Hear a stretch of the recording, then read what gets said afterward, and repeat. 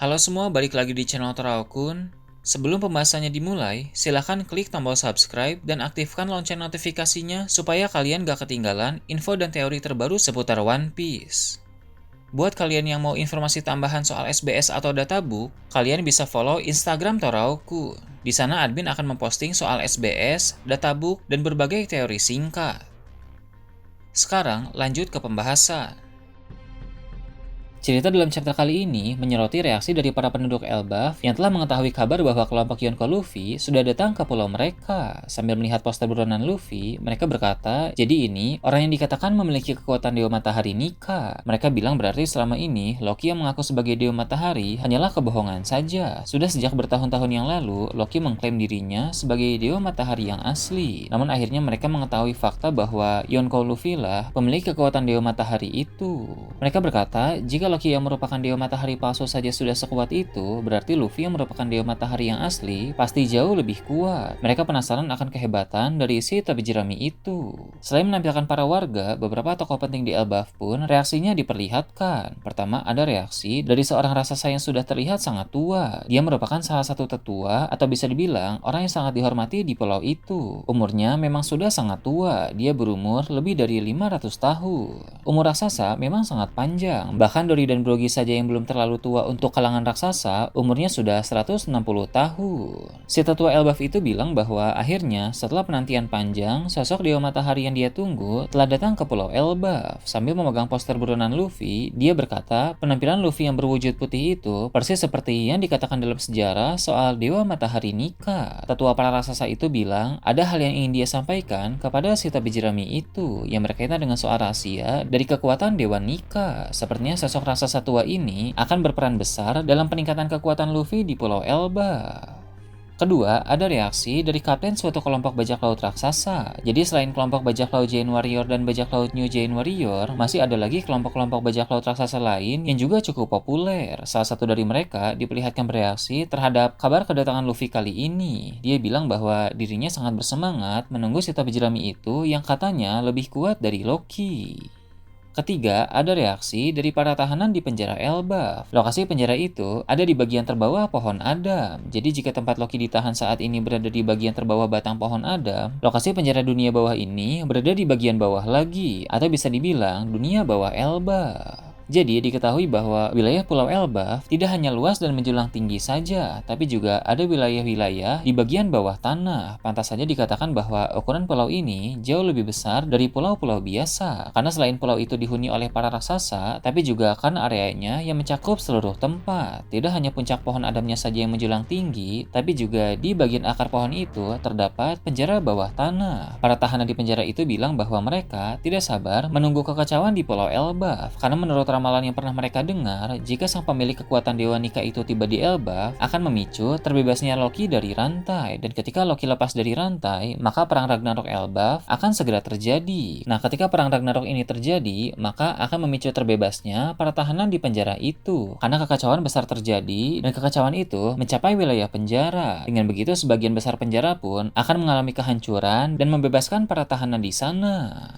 Keempat, diperlihatkan istana kerajaan Elbaf. Di suatu kamar, ada seorang raksasa wanita yang terlihat sedang ketakutan. Entah siapa wanita ini, tapi yang jelas dia berasal dari kalangan para bangsawan, karena tempat tinggalnya saat ini ada di istana utama kerajaan Elbaf. Dia sepertinya adalah putri raja saat ini. Raja Elbaf sekarang memang adalah raja baru pengganti ayah Loki, karena dia sudah mati dibunuh oleh Loki itu sendiri. Sang raja baru ini memiliki seorang anak perempuan yang kini berstatus sebagai tuan putri. Sambil gemetar, dia bilang ramalan kuno akan segera terjadi bahwa Ragnarok akan melanda Pulau Elba. Dalam mitologi Nordik, Ragnarok adalah pertempuran yang luar biasa. Dan tentu dalam cerita One Piece ini juga Ragnarok kurang lebih adalah hal yang sama. Itu adalah perang besar yang akan melanda Pulau Elbaf dan tentu menimbulkan kehancuran, sehingga banyak korban akan berjatuhan dan kerajaan Elbaf berpotensi runtuh. Berbeda dengan respon para tahanan tadi yang sangat gembira, sang putri kerajaan ini terlihat sangat takut dengan perang Ragnarok itu, karena tempat tinggalnya berpotensi akan hancur jika perang itu benar-benar terjadi. Sama seperti perkataan orang-orang sebelumnya, Ragnarok dipicu dipicu oleh munculnya Dewa Nika yang asli di Elbaf. Dia membebaskan Loki yang sedang dirantai sehingga Loki memulai perang besar Elbaf yang disebut sebagai Ragnarok. Jadi memang keputusan utamanya ada di tangan Luffy. Apakah nanti Luffy benar-benar membebaskan Loki dari rantai atau tidak? Kemudian, cerita menyoroti lokasi jembatan tempat Zoro dan kawan-kawan sedang berada saat ini. Di sana mereka dikejar oleh Rod yang sudah bangkit. Namun lucunya, Rod juga dikejar oleh Gear dan Goldberg. Mereka berdua sudah tahu tentang kebiasaan buruk Rod yang suka mencari orang-orang dari lautan dekat Pulau Elbaf. Jadi mereka pun berniat untuk menghentikan Rod pada saat itu juga. Seperti yang bisa kita lihat dalam chapter yang lalu, Goldberg tampak berlari sambil mengangkut kapal Tosansani. Saat Zoro melihat ke belakang, dia pun dapat melihat kapal itu. Zoro refleks langsung berbalik ke arah para raksasa itu. Dia berasumsi bahwa kapal Tosansani dicuri oleh para raksasa. Zoro pun seketika menebas Rod di sana dan membuat raksasa itu benar-benar tumbang kali ini. Setelah itu Zoro pun berniat menebas Goldberg yang sedang membawa kapal Tosansani. Gear pun mencegah hal itu dan dia bilang bahwa mereka adalah bagian dari aliansi Luffy. Mereka ini adalah anak buah dari Hairudin. Sanji yang mendengar Gear bilang begitu langsung percaya karena Sanji terpesona dengan Gear yang merupakan raksasa cantik. Sedangkan Zoro masih merasa skeptis mengingat sebelumnya mereka sempat diculik oleh seorang raksasa asli. Untung saja Hairudin tiba di sana tepat waktu. Hairudin bersama Stansen yang sedang membawa rusa raksasa langsung menghentikan keributan mereka. Zoro dan yang lain pun akhirnya percaya karena memang mereka pernah berpesta bersama dengan Hairudin saat di kerajaan Dressrosa. Jadi mereka ingat bahwa raksasa itu bagian dari aliansi.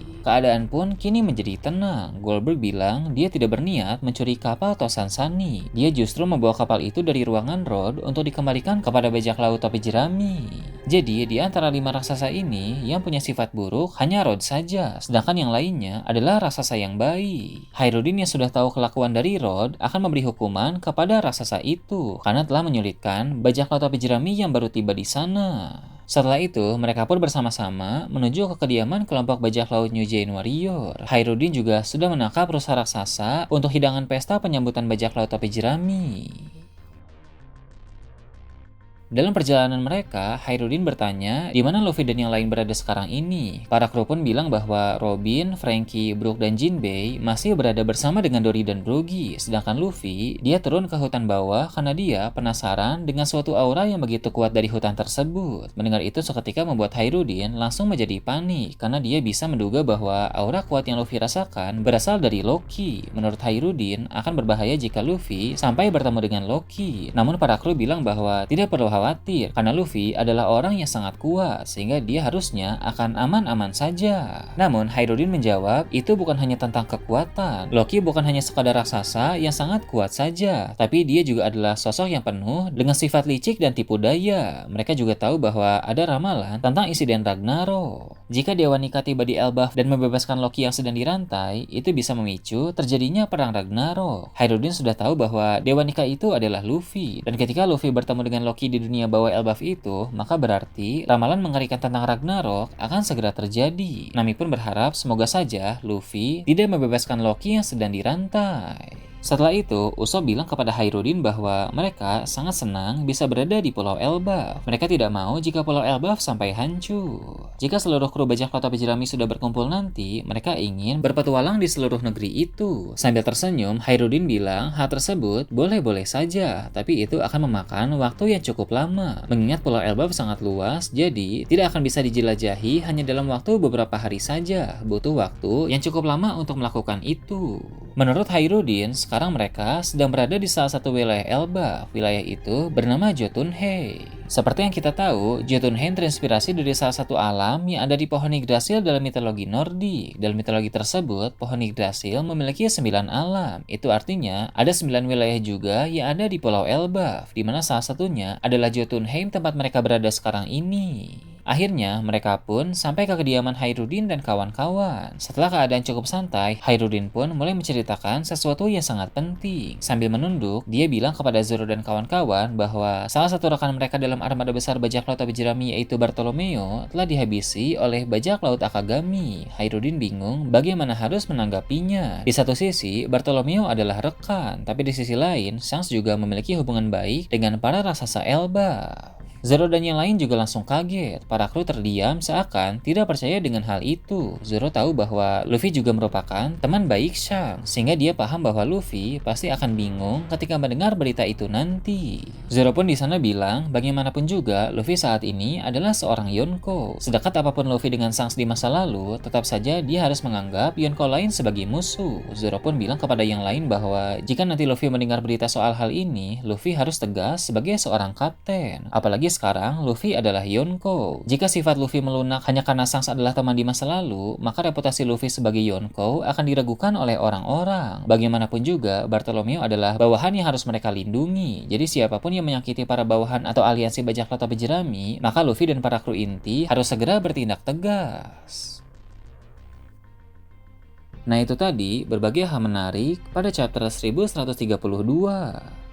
Gimana menurut kalian? Silahkan tulis di kolom komentar di bawah. Oke, segitu aja untuk pembahasan kali ini. Jangan lupa like, share, dan subscribe untuk video menarik selanjutnya. Gue Tora Akun, Shambles.